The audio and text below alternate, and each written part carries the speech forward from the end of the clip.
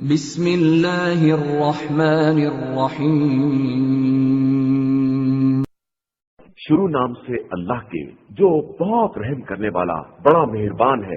کیا تمہیں ڈھانپ لینے والی قیامت کی بات معلوم ہے؟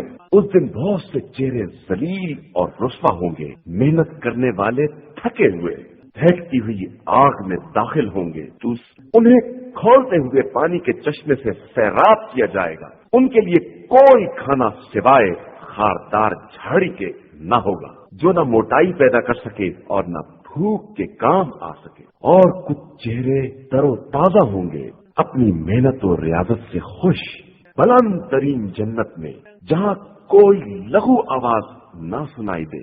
وہاں چشمے جاری ہوں گے، وہاں اونچے اونچے تخت ہوں گے، اور اطراف میں رکھے ہوئے پیالے ہوں گے، اور قطار سے لگے ہوئے گاؤ تکیے ہوں گے، اور بچھی ہوئی بہترین مسندیں ہوں گی۔ کیا یہ لوگ اونٹ کی طرف نہیں دیکھتے ہیں کہ اسے کس طرح پیدا کیا گیا ہے، اور آسمان کو کس طرح بلند کیا گیا ہے، اور پہاڑ کو کس طرح نصب کیا گیا ہے، اور زمین کو کس طرح بچھایا گیا ہے؟ لہذا تم نصیحت کرتے رہو کہ تم صرف نصیحت کرنے والے ہو، تم ان پر مسلط اور ان کے ذمہ دار نہیں ہو۔